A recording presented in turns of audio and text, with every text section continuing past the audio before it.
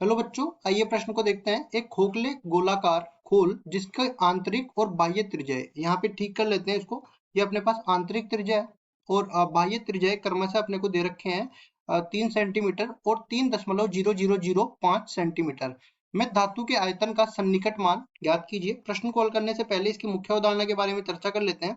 मुख्य अवधारणा तो देखिए, ध्यान से देखिए। सबसे पहली चीज, कोई भी गोला है उसमें हम लोग आयतन कैसे निकालते हैं। जैसे हम लोग बोल देते हैं गोले की त्रिज्या। गोले की त्रिज्या ये अपने पास हो गई किसके बराबर, आर के बराबर। तो गोले का आयतन किसके बराबर होगा, गोले का आयतन ये बराबर हो जाएगा वी बराबर हो जाएगा किसके, 4/3 पाई आर की घात 3 के बराबर हो जाएगा। और देखो, जब भी हम लोग सन्निकट परिवर्तन निकालते हैं ना, तब आंशिक अवकलज जो है वो अवकलज के बराबर हो जाता है। मतलब कि dy बटा dx, dy बटा में dx जो है वो आंशिक अवकलज डेल y बटा में डेल x के बराबर हो जाता है। ठीक है, इसको सही कर देते हैं, डेल y बटा में डेल x।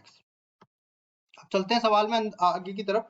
सवाल में जैसा कि हमें दिया गया है कि आंतरिक त्रिज्या है और बाहरी त्रिज्या है, तो आंतरिक त्रिज्या को मैं R1 बोल देता हूँ। R1 का मान 3 सेंटीमीटर के बराबर दे रखा है और R2 का मान अपने को 3.0005 सेंटीमीटर के बराबर दे रखा है। इस प्रकार से दोनों त्रिज्याओं का अंतर है, इसको मैं डेल आर से निरूपित कर देता हूँ, जो कि R2 माइनस में R1 के बराबर आ जाएगा। ये अपने पास अंतर आ जाएगा 0.0005 सेंटीमीटर के बराबर आ जाएगा।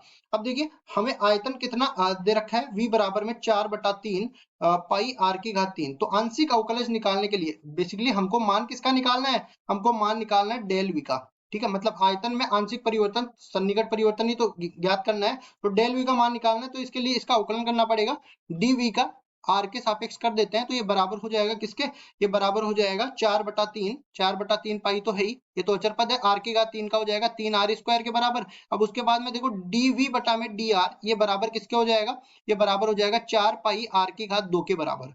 अब मैंने कहा था जब भी हमें सन्निकट मान निकालना होता है, तब ये अपने पास जो अवकलन है वो आंशिक अवकलज के बराबर हो जाता है। मतलब कि सन्निकट मान के लिए लिखते हैं यहाँ पे, सन्निकट मान के लिए, सन्निकट मान के लिए ये मान किसके बराबर हो जाएगा, डेल v बटा में डेल r, ये बराबर हो जाएगा 4 पाई r की घात 2 के बराबर। और यहाँ से देखिए ये डेल v का मान किसके बराबर हो जाएगा, 4 पाई r की घात 2 गुणा में डेल r के बराबर ये बन जाएगा।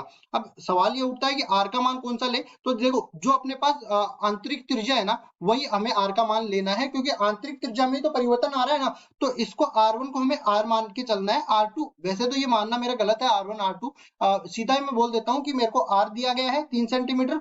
और देखो इसको मैं बोल देता हूँ कितना, इसको मैं बोल देता हूँ आर प्लस डेल आर के बराबर ये R2 दे रखा है और r के बराबर ये R1 दे रखा है। इस तरह से मैं मान के चलता हूँ। तो यहाँ पे क्या बन जाएगा, देखो डेल v बराबर में 4 गुना में पाई गुना में r का मान 3 का वर्ग हो जाएगा और डेल r का मान कितना निकल के आया, 0.0005 के बराबर। अब इसको आगे हल कर लेते हैं, तो डेल v का मान किसके बराबर निकल के आएगा, देखो 9 और 4, 9 चौका 36 पाई और 36 पाई को गुणा कर लेते हैं 0.0005 के बराबर।